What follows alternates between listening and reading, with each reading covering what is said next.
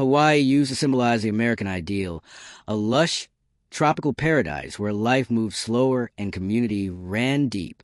But today, that postcard image is crumbling under the weight of reality.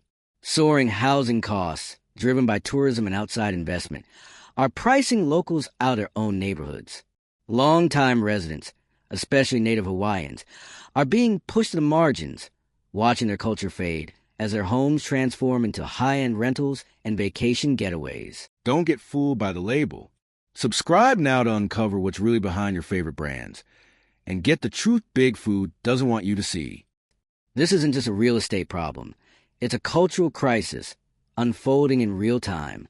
Across the U.S., the same story echoes in different forms. From West Virginia's post-industrial downturn to New Jersey's crushing tax burden, millions are walking away from their home states. It's not a single cause, it's a convergence. Economic stagnation, failing public services, environmental threats, and a deep sense of disillusionment. What's left behind are shrinking communities, fractured identities, and a nation quietly redefining where opportunity still lives. This mass migration isn't random. It's a reaction to systems that no longer work for millions of Americans. Over 8 million Americans have packed up and left their home states in recent years. Not because they wanted a change of scenery. Not because they were chasing sunshine or a better view. They left because staying had become unsustainable. They left because the systems designed to protect house and serve them were crumbling. They left because the basic promise of American life, affordability, safety, opportunity, was quietly, systematically slipping away. This isn't speculation. It's happening across 10 states where a toxic mix of economic decay, rising costs, crumbling infrastructure, and environmental collapse has made everyday life a grind. And it's not just individuals leaving. It's entire communities unraveling. Start with Hawaii. Once sold to the world as paradise, it's now pricing out the very people who built and sustained its culture. The cost of living in Hawaii has exploded, with housing prices outpacing even the most expensive mainland cities. For locals, especially Native Hawaiians, it's become impossible to survive, let alone thrive. What was once a thriving community is rapidly becoming a luxury playground for tourists and transplants. Families are leaving in droves, forced to choose between cultural heritage and economic survival. Hawaii isn't just losing residents, it's losing its identity. Now look at West Virginia. A state that once fueled American industry with coal and manpower is now watching its communities hollow out. The coal collapse wasn't just an economic event. It was a cultural reckoning. Jobs vanished. Wages froze. Infrastructure deteriorated. Entire towns are now held together by memory and rust. And without viable new industry stepping in, people are moving out. What's left behind is a symbol of what happens when a state clings to a dying economy without investing in its future. Illinois tells a different version of the same story. Nearly 800,000 residents have left in just 10 years. The cause? High taxes, massive public debt, an underfunded, overwhelmed public service system. The people who built lives in Illinois are watching their property taxes climb and their neighborhoods decline, and they're choosing to leave. When taxes go up but public services don't improve, when streets aren't repaired, schools underperform, and pensions collapse, people get the message. The state isn't working for them anymore. Alaska, with all its raw natural beauty, is also bleeding residents, not because of crime or taxes, but because life there is becoming too difficult and too expensive. Harsh winters, limited job prospects, and high living costs are pushing people south. The dream of adventure and isolation now comes with a steep price tag, and fewer people are willing to pay it. As the population declines, the state's fragile economy weakens even further, creating a cycle that's hard to reverse. In Connecticut, the story is quieter but just as alarming. A state once synonymous with wealth and New England prestige is now seeing its middle class disappear. Sky-high taxes, soaring housing costs, stagnant wage growth. The result? A silent exodus of working families. Towns that used to buzz with local business and community life now feel hollow. What remains are pockets of extreme wealth and increasing inequality. The social contract is breaking down, and people are responding by walking away. Mississippi's crisis isn't quiet. It's loud and ongoing. A state with deep cultural roots and vibrant history is watching its future fade. Decades of poverty, decaying infrastructure, and lack of economic opportunity are driving residents out. The state's heart may be full, but its economy is empty. Without investment and reform, the exodus will continue. This isn't just a migration. It's a cry for help.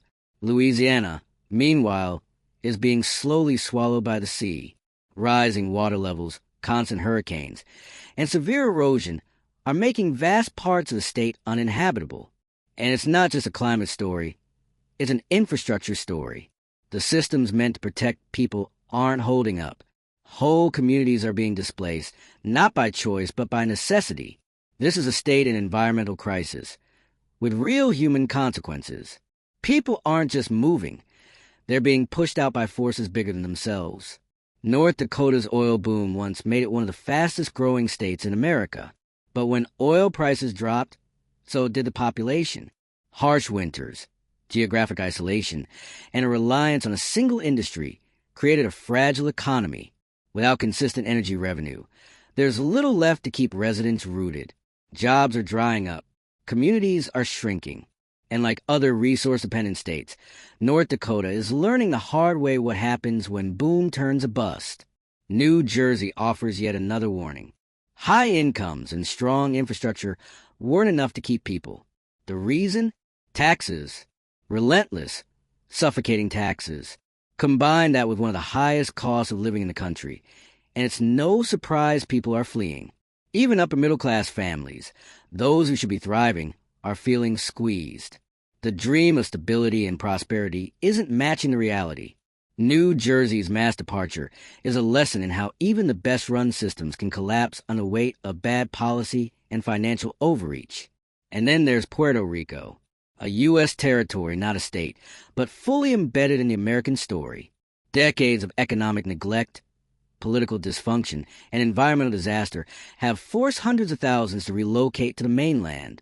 The island has been left to suffer through blackouts, debt crises, and hurricanes, without the full support or representation afforded to U.S. states. What's happening in Puerto Rico is more than a population shift. It's a human rights failure. People are leaving not because they want to, but because they have no other choice. Across all these places, the trend is clear. Economic pressure is the main driver. Whether it's high housing costs, stagnant wages, or unlivable tax burdens, people are looking for affordability, and they're not finding it. The American middle class, once the bedrock of these states, is being pushed to the margins. It's not that people don't want to stay. It's that they simply can't. And when the cost of staying outweighs the cost of leaving, the decision becomes heartbreakingly simple. But there's another layer. Environmental and climate impacts are becoming just as influential. In Alaska and Louisiana, nature is quite literally driving people away. Land is disappearing. Winters are becoming harsher. Storms are stronger and more frequent. Infrastructure designed decades ago is buckling under new pressures. These are not isolated incidents. They are signs of a changing climate, forcing a migration from the most vulnerable areas of the country. Even more troubling is what this all says about the American dream. For decades, the dream meant stability, growth, and upward mobility. But now, for many, it's a dream deferred, stuck behind a wall of unaffordable rent, unpayable taxes, and vanishing jobs. The exodus from states like Illinois and Connecticut shows how even once thriving regions are losing their grip on that promise. This isn't just a migration story. It's a reckoning. The dream isn't dead, but it's evolving. And not everyone can keep up. The shift in economic bases across these states also exposes a dangerous lack of diversification. West Virginia clung to coal, North Dakota to oil. When those industries faltered, so did everything else. It's a warning. Economies built on a single pillar will collapse when that pillar crumbles. Diversification isn't just a business strategy. It's a survival strategy. Without it, states will continue to watch their populations shrink. And finally, the disparity between urban and rural, wealthy and poor, north and south, those divides are widening. New Jersey and Connecticut are battling cost and tax issues at one end of the spectrum. Mississippi and Louisiana are struggling with poverty and infrastructure failure at the other. The outcomes are the same. People are leaving, but the reasons differ, highlighting just how fractured the American experience has become. Migration is no longer about preference. It's about survival. It's about where a paycheck goes further, where a home is affordable, where a child can get a decent education without bankrupting the family. These are the calculations Americans are making every day. And the numbers don't lie. What we're witnessing isn't the failure of America. It's the reshaping of it. The people who are leaving these 10 states are writing a new story, one where resilience and adaptation are the tools for survival. But if leadership fails to respond, if governments ignore the warning signs, this trend will accelerate and entire regions could fade into irrelevance. If you found this breakdown helpful, make sure to hit the like button, drop a comment to share your thoughts, and subscribe to stay updated with in-depth political and economic analysis. And don't forget to share this video, because this conversation matters more now than ever. Let's not sugarcoat it. What we're watching across these 10 states isn't just about data or dry economic theory. It's about people, families, communities ripped apart by decisions made far above their heads. It's about a parent in Illinois realizing that despite working 2 jobs, they still can't afford to live within 20 miles of a decent public school. It's about an elderly couple in Connecticut forced to sell their lifelong home because property taxes have tripled. It's about young people in West Virginia, born into towns with no future, no infrastructure, no jobs, and no way out except by leaving everything behind. This isn't a red state or blue state problem. It's not about ideology. It's about a broken system that continues to punish working-class Americans while insulating the powerful from the consequences. What's happening in these states is a national red alert. When the system breaks down, people move. And when enough people move, the entire shape of the country changes. Hawaii is a perfect symbol of this change. Tourists still flock to the beaches. Instagram still shows sunsets and surfboards. But for the residents, it's a different story entirely. The price of groceries is through the roof. Rent is unaffordable. Locals are forced into overcrowded homes or pushed to the mainland entirely. Native Hawaiians, the people who gave the island its culture and soul, are being systematically displaced. And no one seems willing to stop it. Developers continue to build luxury condos. Politicians offer shallow gestures. But the numbers don't lie. People are leaving and the state is becoming less like a community and more like a resort. Then there's Mississippi, another story that the media doesn't like to talk about. This is a state with history, culture, soul. But it's also a state that's been abandoned. Infrastructure is collapsing. Healthcare is barely functioning. Jobs are scarce. And when people cry out for help, they're met with silence or excuses. So they leave, not because they want to, but because they have to. The streets aren't getting repaved. The schools aren't improving. The jobs aren't coming back. And so families, one by one, are packing up and heading somewhere, anywhere, they can find a better shot at life. And it's not just about poor infrastructure or dying industries. It's about environmental destruction with no plan for survival. Take Louisiana, a state being eaten away by rising waters and neglected levees. Each year, thousands of people lose their homes not to market forces, but to floods. Entire neighborhoods disappear, washed away, or swallowed by erosion. The government response? Delayed, underfunded, ineffective. People can't wait for help that never arrives. So they leave, hoping to rebuild their lives in places where the ground doesn't sink beneath them. This is not normal. This is not sustainable. Alaska faces a quieter version of the same abandonment. There's no flood, no media frenzy, but the pressure is relentless. The cost of milk? Triple what it is in the lower 48. Heating bills in the winter? Through the roof. The jobs that once came from oil are drying up. Younger generations don't want to stay isolated with no economic future. The only ones left are the stubborn, the older, or those with nowhere else to go. And every year, more decide the cold, the cost, and the uncertainty are too much. And they go. Meanwhile, North Dakota sits as a cautionary tale about the danger of a one-trick economy. The oil boom was real. People moved in, bought homes, opened businesses. But when oil prices fell, The state collapsed like a house of cards. Schools closed. Businesses failed. Workers left. The community fabric, built quickly and carelessly during boom times, was never strong enough to hold. Now, the state faces an identity crisis. Without oil, what is North Dakota? And why would anyone stay? Then there's New Jersey, a state that shows you can have top-tier infrastructure, excellent schools, and still fail your people. Why? Because the cost of living is choking the middle class. Property taxes are astronomical. Gas, food, insurance, all adds up.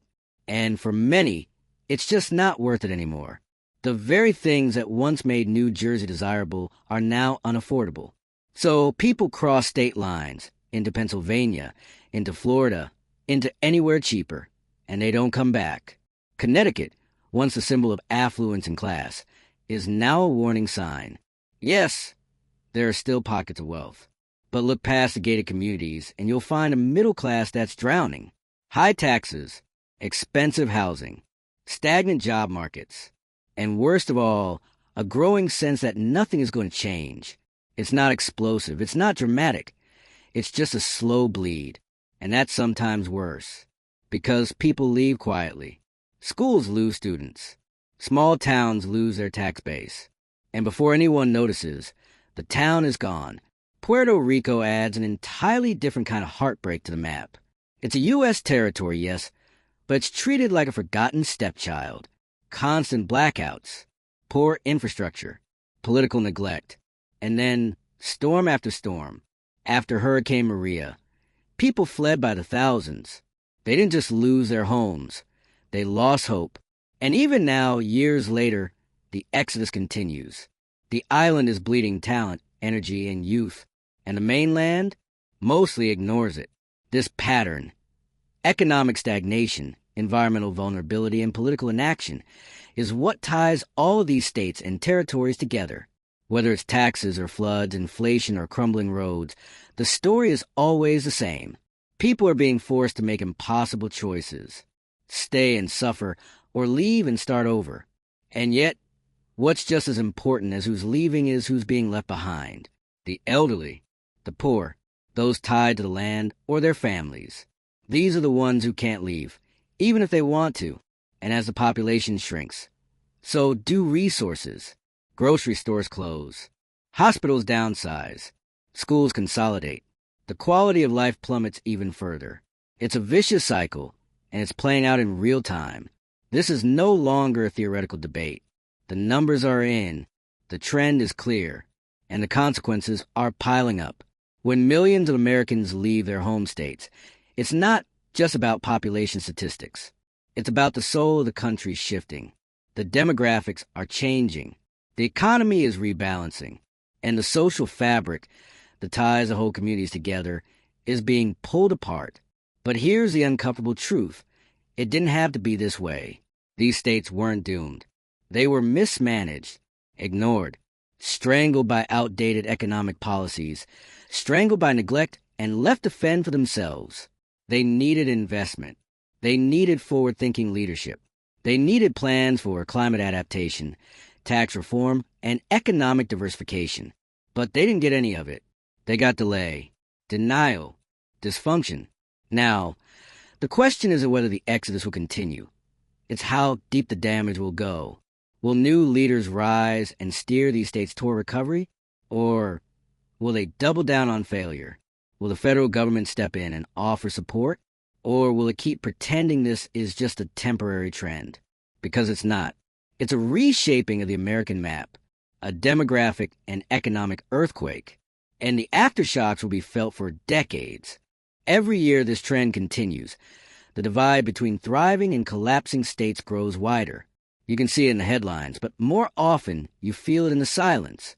Abandoned homes, empty schools, closed down businesses. These aren't just signs of change. They're signs of abandonment. They represent lives uprooted, histories erased, and futures left hanging in the balance.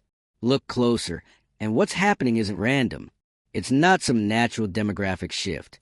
It's systemic failure, playing out in slow motion. And here's what makes it worse. Many of the people in power know this. They know the numbers. They see the census data. They read the reports. But they don't act. Or worse, they spin it. They frame the exodus as anecdotal or temporary, blaming everything except their own broken policies. Meanwhile, the people on the ground, ordinary Americans, are the ones paying the price. These are the people who've done everything right.